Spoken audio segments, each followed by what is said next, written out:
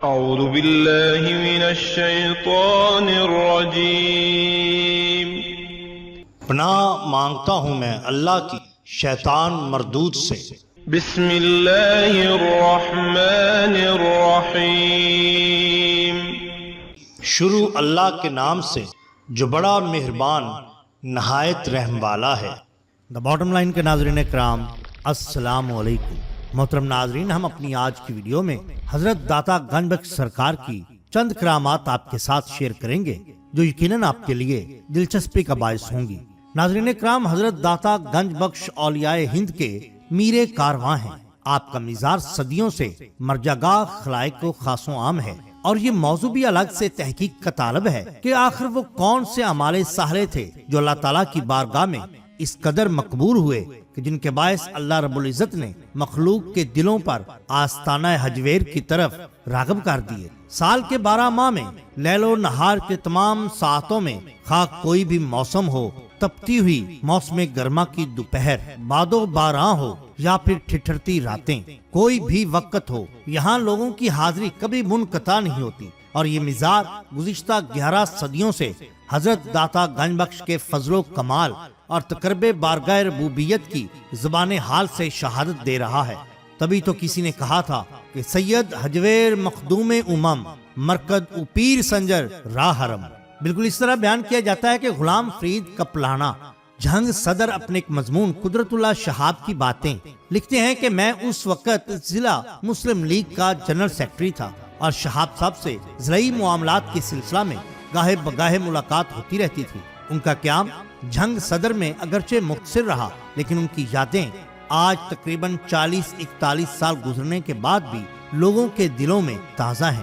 چند سال قبل شائع ہونے والی ان کی آپ بیتی شہاب نامہ میں انہوں نے اپنے قیام جھنگ کا ذکر کسی قدر تفصیل سے کیا، اور کئی ایک واقعات بیان کیے ہیں جو ان کو وہاں پر قیام کے دوران پیش آئے۔ مگر ایک واقعہ ایسا بھی ہے جس کا ذکر انہوں نے شہاب نامہ میں تو نہیں کیا، لیکن یہ واقعہ آج بھی میری طرح اور بھی کئی مقامی لوگوں کے ذہنوں میں محفوظ ہے۔ یہ واقعہ شہاب صاحب نے خود ایک پارٹی میں سنایا تھا جو میں نے ان کے اعزاز میں انجمن آڑتیاں جھنگ کی طرف سے غلہ منڈی میں دی تھی۔ اب آگے آپ شہاب صاحب کی زبانی اس واقعہ کو سنیے۔ جھنگ کے ڈی سی آفس میں ایک رات کافی دیر تک حضرت سید علی حجویری المعروف داتا گنج بخش سرکار رحمت اللہ علیہ کی تصنیف کشف الموجوب کا مطالعہ کرتا رہا۔ جب میں اس مقام پر پہنچا جہاں حضرت علی حجویری نے یہ لکھا ہے کہ اولیاء کرام کی مختلف ولایات ہیں، کوئی کتب ہے تو کوئی ابدال، کوئی اوتاد ہے تو کوئی غوث، یہ اولیاء کرام ہر زمانے اور ہر دور میں موجود ہوتے ہیں، اور ان کو علاقے تفویض ہوتے ہیں جن کی دیکھ بھال اور حفاظت ان کے ذمہ ہوتی ہے۔ تو میں نے کتاب بند کر دی اور سوچ میں پڑ گیا۔ کافی دیر تک یہی سوچتا رہا کہ اگر حضرت داتا گنج بخش سرکار رحمت اللہ علیہ کی یہ بات درست ہے تو پھر اس دور میں بھی اولیاء کرام کی کچھ تعداد تو ضرور ہوگی، اور اگر موجود ہے تو مجھے تو باوجود کوشش اور جستجو کے کبھی کسی سے ملاقات کا موقع ہی نہیں ملا۔ میں یہی سوچتے سوچتے سو گیا۔ شہاب صاحب فرماتے ہیں کہ خواب میں نے دیکھا کہ جھنگ سے 15 میل دور واقع تریمو ہیڈ، جو کہ دریائے چناب اور دریائے جیلم کا سنگم ہے، اس مقام پر کشتی میں سوار دریا کی سیر کر رہا ہوں۔ دریا میں اونچی اونچی لہریں اٹھ رہی ہیں، اور دیکھتے ہی دیکھتے ایک منہ زور لہر اٹھی اور میری کشتی سے آ کر ٹکرائی، جس سے کشتی الٹ جاتی ہے اور میں دریا میں ڈوبنے لگتا ہوں۔ اچانک ایک طرف سے کسی بزرگ کا ہاتھ نمودار ہوتا ہے اور مجھے بازو سے پکڑ کر کنارے پر ڈال دیتا ہے۔ عین اسی وقت میری آنکھ کھل جاتی ہے اور میں کافی دیر پریشانی کے عالم میں جاگتا رہتا ہوں۔ اگلے روز جب میں اپنے دفتر میں بیٹھا روزانہ کی ڈاک دیکھ رہا تھا تو ایک خط کی تحریر سے چونک جاتا۔ خط میں لکھا تھا کہ تم رات کو حضرت داتا گنج بخش سرکار رحمت اللہ تعالی علیہ کی تحریر پڑھ کر بلا وجہ ہی شک و شبہ میں مبتلا ہو گئے تھے۔ دیکھو، جان لو کہ حضرت داتا رحمت اللہ علیہ نے جو کچھ بیان کیا ہے وہ حرف بحرف صحیح ہے۔ ہر دور میں اولیاء کرام کی ایک کثیر تعداد موجود ہوتی ہے، اور یہ اس دور میں بھی موجود ہے، اور میں بھی ان میں سے ایک ہوں، اور مجھے اس علاقہ کی ذمہ داری سونپی ہوئی ہے۔ جس طرح تم اس ضلع کے ڈپٹی کمشنر ہونے کے ناطے اس علاقہ کی حفاظت کے ذمہ دار ہو، بالکل اسی طرح میں بھی ذمہ دار ہوں۔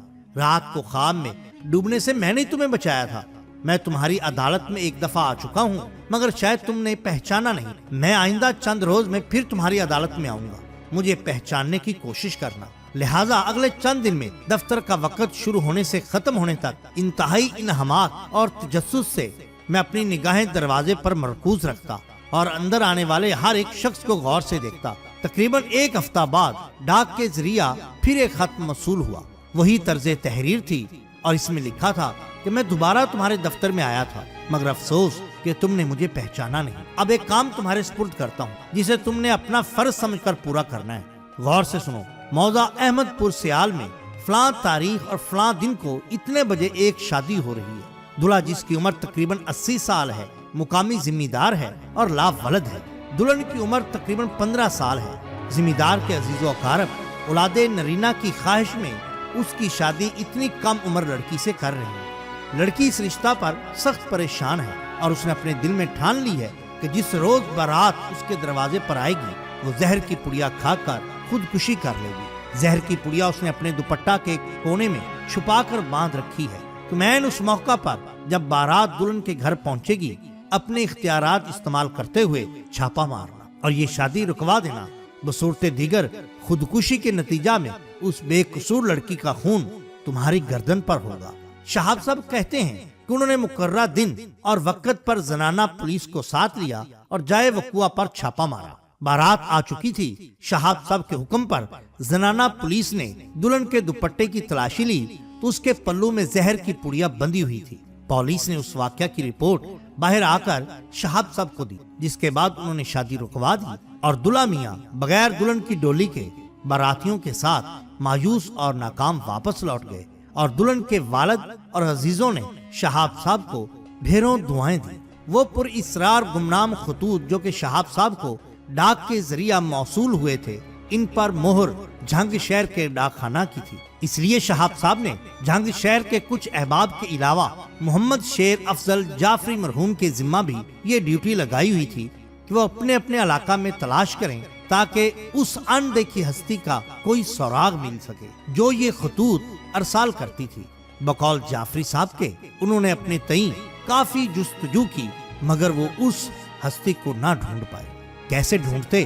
یہی تو شان ہوتی ہے اولیاء اللہ کی۔ ناظرین کرام، اگر آپ کو ہماری یہ ویڈیو پسند آئی ہو تو لائک کیجئے، سبسکرائب کیجئے ہمارے چینل دا باٹم لائن کو، تاکہ ہم آپ کے لیے اور بھی بہترین ویڈیوز لا سکیں۔ اپنا، اپنے دوستوں کا، گرد و نواح کے لوگوں کا بہت خیال رکھیے۔ اللہ اور اللہ کے رسول صلی اللہ علیہ وسلم سے بے حد محبت کیجئے۔ آپ کا بہت شکریہ۔